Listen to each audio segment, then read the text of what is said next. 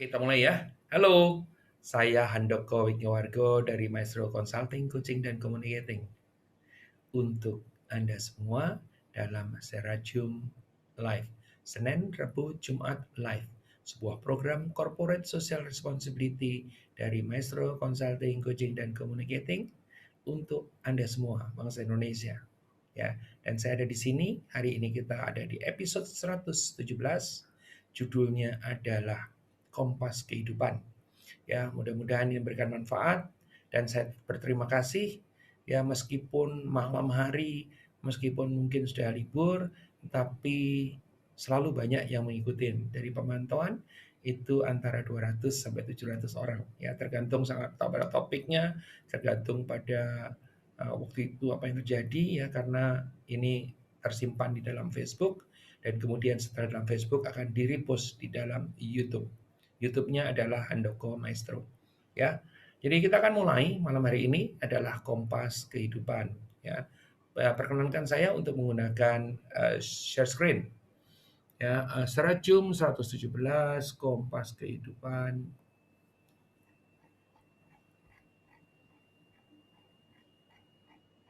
Yes.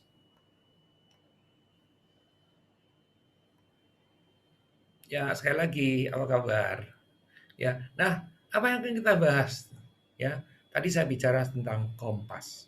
Ya, eh, kompas adalah alat navigasi untuk menentukan arah.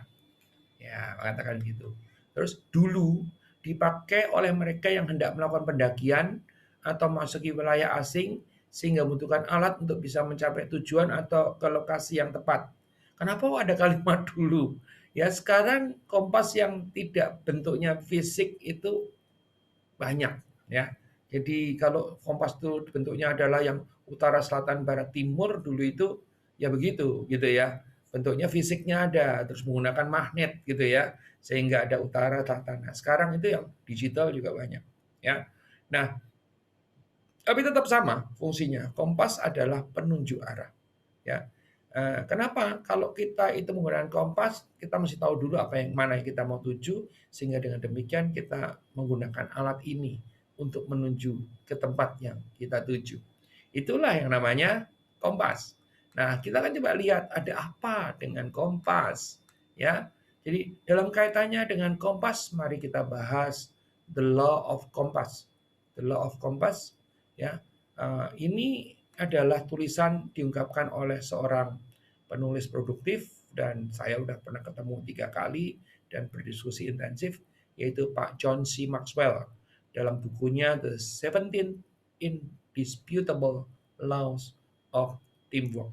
Jadi 17 Indisputable Laws of Teamwork, di dalamnya dia membahas secara khusus tentang the law of compass. Jadi saya mendengar ini pertama kali tahun 2003 dari beliau langsung, The Law of Compass, ketika saya bertemu di um, Singapura. Ya, waktu itu saya datang ke seminarnya Pak John C. Maxwell di Singapura, sempat ngobrol, sempat berfoto dan.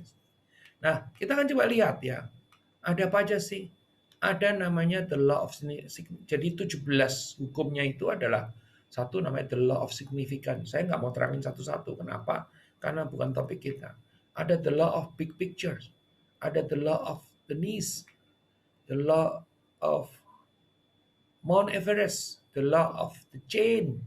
The law of catalyst. The law of the compass. Dan the law of the bad apple. The law of accountability. Nah, ini bukunya ya. Bukunya adalah The 17 and Indisputable Laws of Teamwork. Ya, ini baru 9 ya, tapi di hukum yang ketujuh, ada the law of compass. Ini nanti yang kita bahas khusus. Ya, hukum ketujuh adalah the law of compass.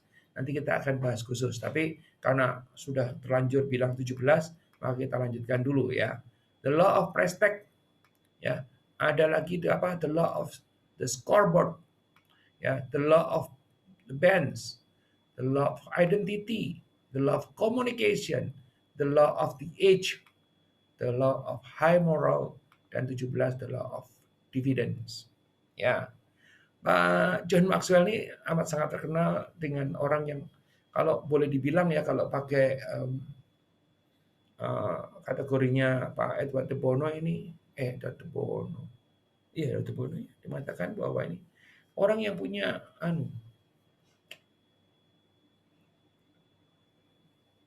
intelijensi linguistiknya tinggi sekali ya, karena setiap kali bikin buku itu bisa bikin serangkaian yang berpola, biarpun susah dihafalin karena banyak ya, coba ada yang 21, ada yang ya ada yang 25, ada yang 23, ada yang 12, ada yang 17, ada yang 18 itu. Ya tidak mudah dihafalkan, tetapi pada saat kita baca dengan seksama, kita akan. Nah, yang menarik adalah bahwa 17 ini saya mau bahas setiap minggu atau setiap hari itu satu aja, 17 kali kemudian baru selesai. Nah, hari ini kita akan cuma bahas satu, the law of compass. Ya. Oke. Ya, kita tidak akan bahas satu persatu pasti. Ya, kenapa? Karena materinya bukan itu. Ya, mari kita kembali kompas. Apa gunanya untuk organisasi, korporasi, atau pribadi? Jadi kalau kita bicara organisasi, in the case bahwa kita itu ada dalam satu organisasi tertentu, ya korporasi kalau kita tuh ada di perusahaan tertentu, dan tentu saja bisa dipakai oleh pribadi, ya pribadi ini sendiri bisa, dalam satuan keluarga pun bisa. Ya, nah kita akan coba lihat organisasi, korporasi atau pribadi yang memiliki arah pasti akan menjadi fokus, bersemangat dan percaya diri. Jadi sama dengan kompas, kompas itu tidak akan sebetulnya kompas ini tidak akan menentukan kita mau menuju kemana. Ya, kita yang menentukan kita mau menuju kemana. Kompas ini yang menjadi pegangan kita agar supaya tujuan tadi tercapai, tujuan tadi terpenuhi. Itu kuncinya. Ya, jadi bukan saya udah punya kompas tapi tidak punya tujuan nggak ada gunanya juga. Ya? Jadi kompas ini adalah alat untuk bisa mencapai tujuan. Jadi yang nomor satu adalah tujuan kita jelas. Ya dari dengan tujuan kita jelas, ada kompasnya, ada pengarahnya, maka kita akan menjadi fokus, kita akan bersemangat, dan juga kita akan percaya diri. Kenapa percaya diri? Ya tujuannya udah jelas, ya, alat untuk mencapainya atau membantu untuk mencapai tujuan tadi juga sudah ada. Nah, kita akan coba lihat ya. Oleh karena itu dibentukkan namanya The Law of Compass yang dalam materi ini saya kasih judul sebagai kompas kehidupan. Ya, ada 6 kompas. Satu yang namanya historical compass, ya, kompas historis, ya. Nah, kalau kita bicara soal kompas historis, menurut Pak John Maxwell, ini lihatlah ke belakang, karena historis itu kan pas, sudah berlalu, ya. Kompas historis itu lihatlah ke belakang. Perhatikan teman-teman semua, pada saat kita melihat ke belakang, bukan berarti kita terus kemudian balik atau pindah ke belakang atau menjadi bagian daripada masa lalu, tidak. Tetapi alangkah baiknya kalau kita itu melihat ke belakang untuk kita melihat apa saja yang kita sudah lakukan, termasuk itu benar atau salah. Ya, dua adalah intuitif kompas, lihatlah ke dalam. Jadi kompas intuisi itu kompas yang bercerita tentang lihatlah ke dalam diri sendiri, lihat ke dalam. Ya, oke. Terus kemudian ada lagi adalah strategic kompas, ya, ada directional kompas, ada moral kompas, ya. Kalau strategic kompas bicara soal lihatlah sekeliling, ya, lihatlah ke sekeliling kita. Karena kalau kita bicara soal kompas yang strategik, kita nggak lepas daripada orang sekitar kita. Ya, di sekeliling kita apa yang terjadi. Ya, kalau kita bicara soal directional kompas, kita bicara lihatlah ke depan. Ya, nah ini mesti dibedakan. Directional kompas nanti akan berbeda dengan kenapa saya munculkan juga di situ visionary kompas. Ya, kalau kita bicara soal directional kompas, ini relatif ke depan, tapi ke depan yang masih terlihat dalam jangkauan. Ya, jadi nanti ada ke depan yang jauh ke depan, yaitu yang kita sebut sebagai visionary kompas, ya, atau kompas visi. Nah, kalau kita bicara soal moral kompas, lihat kemana? Lihatlah ke atas. Ya, ke atas adalah Dia yang menciptakan kita. Ya, dan kemudian visionary kompas adalah lihat jauh ke depan. Ya, jadi ada 6 macam kompas dalam kehidupan. Ya, historical kompas lihat ke belakang, ada intuitive kompas lihat ke dalam, strategic kompas lihat ke sekeliling, directional kompas lihat ke depan, moral kompas lihat ke atas, dan kemudian visionary kompas lihat jauh ke depan. Ke depan juga, tapi ke depan jauh. Itulah maka disebut dengan vision. vision, ya, apa yang kita mau tuju di masa yang akan datang. Ya, nah kita akan coba bahas, kita lihat gambar tersebut. Ya, ini mohon maaf yang di Instagram Anda tidak bisa mengakses gambarnya, tapi yang di Facebook bisa ya. Ini kita nih, ya lihatlah ke belakang, ini yang disebut dengan historis, kompas historis. Ya, lihat ke dalam, ini yang namanya kompas historis. Tadi histori, ini adalah intuisi. Lihatlah ke sekeliling, ini namanya kompas strategi. Lihatlah ke depan, ini namanya kompas direksi atau tujuan. Dan kemudian lihatlah jauh ke depan, itu adalah kompas visi, dan lihatlah ke atas adalah kompas religi, ya, atau kompas yang sifatnya spiritual, ya. Nah, ini adalah 6 macam kompas. Saya akan terangkan satu persatu, ya. Nah, teman-teman semua, mari kita bahas satu persatu, ya. Jadi bukan yang dibahas satu persatu, bukan 17 hukum tadi, karena dari 17 hukum saya cuma ambil satu, namanya the law of the compass, ya. Dan di dalam the law of the compass ada 6, ya, tadi sudah jelaskan ada 6, ya. Nah, kita akan coba lihat ke belakang, ya. Lihat ke belakang tuh gambarnya sana. Nah, apa yang kita lakukan, apa saja yang kita sudah lakukan sebelumnya, baik atau benar maupun yang salah. Jadi waktu kita lihat ke belakang, kita tahu ya apa yang kita sudah lakukan baik. Kita lihat ke belakang, kita juga tahu apa yang sudah kita lakukan buruk. Ya, kalau yang kita sudah lakukan baik, ya itu pun belum tentu baik dilakukan lagi, ya. Apalagi kalau kita yang lakukan yang di masa lalu adalah buruk. Nah, lihat ke belakang menjadi penting karena ini adalah pelajaran. Ya, apa benar atau salah adalah pelajaran yang berharga untuk kita bisa menentukan apa yang akan kita lakukan di masa yang akan datang. Ya, kalau benar kita jadi pelajaran, kalaupun salah kita jadikan pelajaran. Dan jangan pernah terus kemudian merasa tidak mengakui yang salah atau tidak mengakui sesuatu yang buruk. Kenapa? Pengalaman salah, pengalaman buruk adalah pelajaran yang sangat berharga. Kalau bisa kita belajar dari orang lain.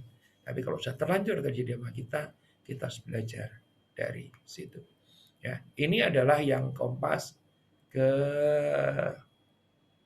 belakang atau kompas histori. Kalau kita lihat kompas yang kedua adalah lihat ke dalam. Nah, apa yang kita lihat dalam dengan pengalaman yang terakumulasi dalam diri kita, maka kita akan memiliki intuisi-intuisi yang bisa jadi tuntunan dalam menghadapi masa yang akan datang. Intuisi, menarik ya. Intuisi itu biar gampangnya adalah apa? Kalau Anda dulu pertama kali masih kecil itu belajar menalikan sepatu itu mesti pakai mikir, atau di masa sekarang Anda pasti tidak pakai mikir lagi kan, nalin sepatu itu cepat.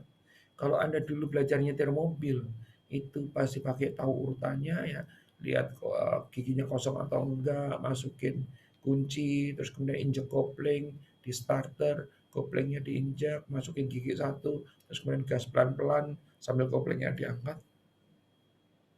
Sekarang kalau Anda nyetir, Anda nggak usah melakukan itu. Kenapa? Karena sudah ada intuisi di sana. Ya.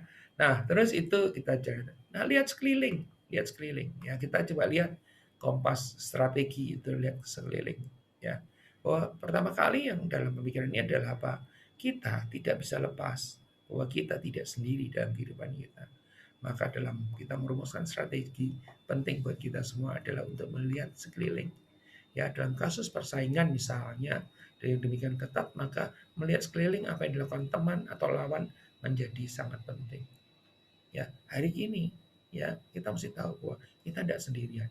Pada saat kita mau maju, ini kita melihat kalau kita belajar dari kawan, bisa juga belajar dari lawan, maka atau bahasa kerennya barangkali adalah melakukan namanya benchmarking. Ya, apa yang Anda raih coba dibandingkan dengan yang orang lain raih dan cara yang mereka lakukan. Kalau Anda menjadi lebih baik, Anda harus lihat, oh oke, belajar dari mereka dan kemudian melakukan modifikasi atau menggunakan cara lain sehingga hasilnya akan jauh lebih baik. Itu yang kita bicara soal kompas strategi. Dengan begitu kita bisa menentukan strategi yang tepat yang harus dilakukan, bukan hanya pesaing-pesaing yang sekarang saja yang ada, melainkan juga pesaing baru yang bakal masuk ke industri dan barangkali pesaing yang menghasilkan barang atau jasa substitutif. Seperti kita tahu ya, masa-masa seperti sekarang ini, melihat sekeliling menjadi penting, melihat jauh ke depan juga sangat penting sekali. Kenapa? Karena kita mesti tahu bahwa dalam kehidupan kita, misalnya dalam korporasi, itu kita pesaingnya itu tidak semuanya yang terlihat. Justru pesaing yang paling banyak pesaing yang tidak terlihat, ya new entrance atau substitusi. Nah, adanya new entrance dan substitusi ini itu bukan cuman kalau pakai teorinya Porter bukan hanya persaingan di dalam industri, melainkan ada pendatang baru yang dengan kekuatan baru, dengan cara baru, dengan segala-galanya baru gitu ya, ataupun substitusi yang tiba-tiba kita digantikan. Tiba-tiba kita digantikan, ya. Ada yang digantikan oleh mesin, ada yang digantikan oleh orang lain lagi yang lebih canggih dan sebagainya. Maka penting buat kita adalah melihat ke sekeliling. Ya, melihat sekeliling menjadi penting sekali. Terus kemudian apa lagi yang terjadi? Lihat ke depan. Ya, tadi saya sudah ungkapkan bahwa ke depan ini ada dua macam. Ke depan saja. Ya, artinya apa yang akan kita lakukan namanya kompas direksi atau directional kompas. Ya, dan ada yang jauh sekali ke depan nanti kita sebut sebagai kompas visi atau visionary kompas. Ya, nah kalau kita lihat ke depan, kita punya tuntunan menuju kemana kita pada saat melakukan sesuatu, di mana yang kita hadapin. Maka idealnya kita tidak kehilangan arah kemana kita akan menuju. Ya, apakah dalam situasi COVID ini perlu kita punya tuntunan? Iya. Episode yang lalu hari Senin saya bicara tentang bagaimana orang-orang sekarang banyak berpikir bahwa nggak usah bikin plan. Kenapa nggak usah bikin plan? Orang situasinya sangat tidak pasti kok dari hari ke hari, dari jam ke jam, dari detik ke detik gitu kan. Betul, teman-teman semua. Tapi yang hari Senin yang lalu saya membahas tentang jenis-jenis planning ya. Di dalamnya ada planning yang sifatnya contingency. Di dalamnya planning ada namanya sifatnya short term. Di dalamnya ada planning yang sifatnya single use only ya. Yang sebetulnya itu tetap aja itu planning, perencanaan ya. Jadi kalau Anda bilang bahwa nggak usah direncanain ya salah. Harus direncanakan ya. Apakah itu nanti bisa berubah atau nggak bisa berubah? Bisa berubah, tapi paling tidak direncanakan. Sehingga dengan direncanakan, itu kita tahu mau menuju kemana. Dengan direncanakan kita, soal nanti akhirnya dalam perjalanannya harus berubah karena situasinya membuat harus berubah, ya nggak apa-apa. Ya, tapi direncanakan tetap harus. Lihat ke depan adalah memiliki kesetaraan dengan membuat perencanaan tadi. Lihat ke atas. Ya, lihat ke atas. Ini kompas religi katanya. Satu arah yang penting yang seringkali dilupakan orang itu adalah lihat ke atas. Ya, kompas moral. Ya, ada aturan-aturan dipengaruhi oleh agama atau kepercayaan yang kita anut mestinya ya. Tetapi meskipun demikian, apapun agama dan kepercayaan kita, maka pasti mengajarkan hal yang benar yang bersifat universal. Saya percaya sekali bahwa agama-agama yang ada itu mengajarkan hal-hal yang sifatnya baik dan universal. Jadi kalau yang namanya kasih di satu agama adalah kasih di agama lain dengan bahasa yang mungkin tidak sama, tapi dengan semangat yang sama. Ya, kalau misalnya katakanlah menolong, hampir dibilang malah bahasanya bisa jadi sama. Ya, menolong, berderma dan sebagainya. Kadang istilahnya membedakan dan kemudian bukan dicari yang berbeda tetapi dicari kesamaannya sehingga tidak menimbulkan konflik. Ya, ini yang menarik. Jadi kadang-kadang kita suka lupa melihat ke atas. Nah, di dalamnya itu ada merupakan kompas moral, di dalamnya nanti tertuang di dalam namanya bentuknya etika, yang mana yang boleh, mana yang tidak boleh. Kalau ditanya bisa atau nggak bisa, bisa, tetapi boleh atau nggak boleh. Itu semua di dalam yang namanya etika. Ya, terus kemudian yang keenam adalah lihat jauh ke depan, lihat jauh ke depan. Ya, nah ini yang disebut dengan kompas visi, mengarahkan kita untuk melihat melebihi apa yang dapat kita bayangkan di depan mata kita. Ya, dream, vision, long term goals, ya atau apapun juga namanya. Ya, dengan begitu perusahaan atau korporasi atau individu atau apa akan memiliki keunggulan bersaing dibandingkan dengan pesaing-pesaingnya. Nah, bagaimana dengan Anda? Ya, materinya udah habis sebetulnya. Terima kasih. Masih ada waktu? Masih ada waktu banyak. Mari kita ngobrol. Ya, sekali lagi saya Handoko Widnyawargo dari Maestro Consulting, Coaching, dan Communicating untuk Anda semua dalam Serajum Live. Hari ini episode ke-117 membawakan materi kompas kehidupan. Ada 6 kompas. Kompas history, Kompas intuisi, Kompas strategi, Kompas direksi, Kompas visi, dan Kompas yang ke atas, Kompas moral atau Kompas religi. Dari saya demikian. Sekali lagi terima kasih karena Anda sudah berada di sini. Saya di sini karena Anda ada di sini, bukan karena saya mau di sini. Thank you. Sekali lagi, salam.